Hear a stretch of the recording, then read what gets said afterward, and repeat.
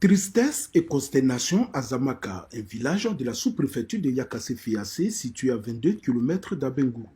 La communauté burkinabé vivant dans ce village est frappée par un deuil. Une de leurs filles d'une trentaine d'années du nom de Ouedraogo Korotoum et son fils Sawadogo Lamine, âgé de 5 ans, ont été retrouvés égorgés au champ. C'est moi avec elle qui est parti là-bas, au champ. On m'a appelé qu'il y a une vieille qui a disparu au village ici. J'ai dit à ma soeur qu'elle n'a qu'à s'apprêter pour venir. Pour venir. Vous l'avez dévancé au village? Moi, je l'avais dévancé. Voilà. Comme moi, j'avais vélo, je l'ai dévancé. Maintenant, quand on est venu chercher la vieille, d'ici on va trouver la vieille, il faisait trop tard. Maintenant, ici, arrivé au village, on a trouvé la vieille, ici, venu à la maison. Moi, ma vieille me dit que ta sœur n'est pas venue. Maintenant, on a parti en brouche. Voilà, pour aller la chercher. Vers 19h, quand on a parti la chercher, on a trouvé son corps là-bas, avec son enfant. Son tabac qu'il prend pour travailler, ça, ils l'ont pris pour taper. Maintenant, quand ils ont fini de taper, maintenant, on l'a grosé. Voilà. L'enfant aussi, même chose. Le présumé criminel, un ressortissant togolais dont le nom reste encore inconnu, avait réussi à s'échapper après son acte odieux.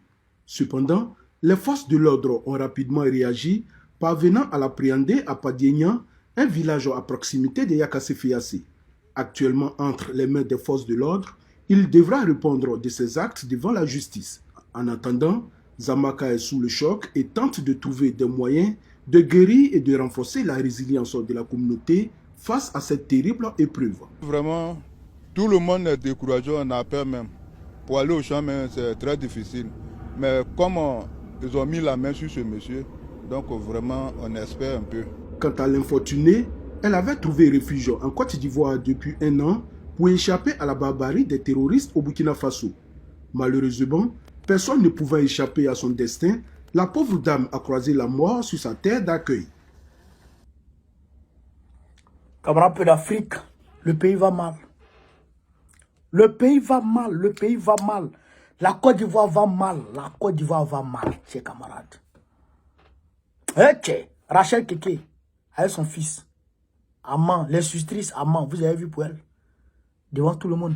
À Yopougon, l'Ubafrique, 2 fois, 2 femmes, 2 sœurs ont été retrouvées, même chose, égorgées. Il y a une femme aussi qui a été retrouvée encore égorgée. Aujourd'hui encore, on nous dit qu'il y a une femme burkinabé et son fils trouvés encore égorgés. Le pays va mal. Où allons-nous dans ce pays? Qu'est-ce qui se passe réellement en Côte d'Ivoire? Camarades d'Afrique, qu'est-ce qui se passe réellement dans notre pays? Et puis il y a tout ça. Mais comment? Mais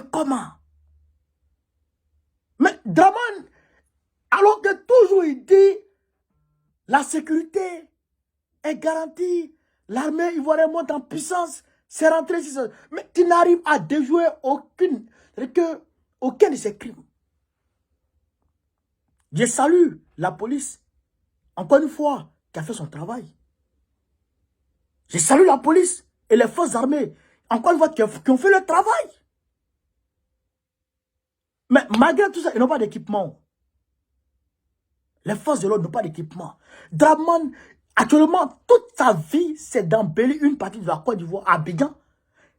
Embellir Abidjan, bitumer les grands axes de la Côte d'Ivoire à un certain niveau, et puis basta. Ce vieux, je ne sais pas, qu'est-ce que je vais dire? Comment je vais qualifier ce vieux Waworo? Draman, il a perdu le contrôle.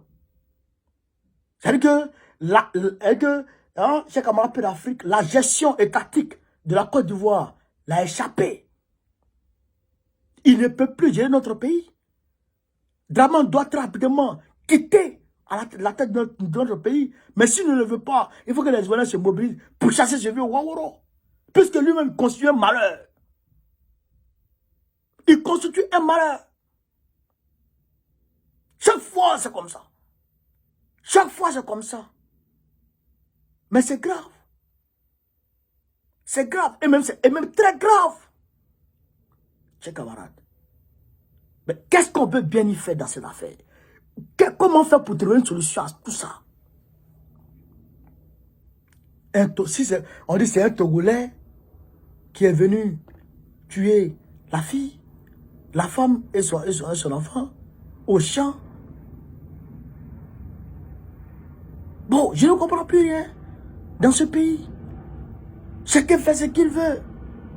La dernière fois, j'ai vu, il y a un pasteur qui s'est permis d'aller violer et tout des femmes. Bon, je ne sais plus rien. On est dans quel pays? Mais tout ça, il faut dire que la pauvreté en fait partie. La pauvreté extrême en fait partie.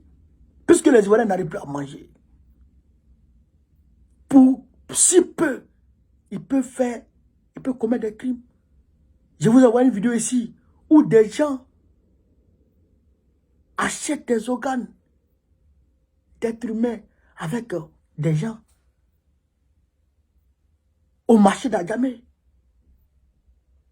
Avec si peu d'argent, ils peuvent commettre des atrocités pour envoyer des parties d'êtres humains aux gens. Tout ça, le pays est gâté. Le pays est gâté. Le pays est mélangé comme un Bédavé. Donc, sur ce, vive la Côte d'Ivoire, vive l'Afrique libre, vive le panafricanisme. Abba Draman, Abba Ouattara.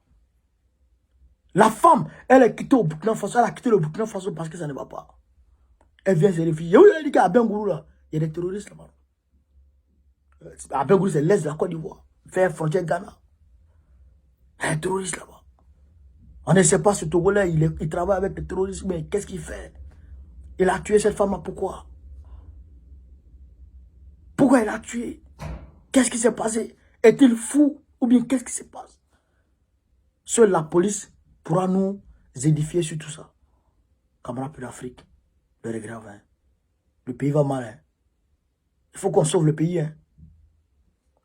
Camarades pour l'Afrique, vive l'Afrique libre, vive le panafricanisme, vive tous les présidents panafricains. Babo président de Côte d'Ivoire 2025, Inch'Allah. Partagez, partagez, partagez encore.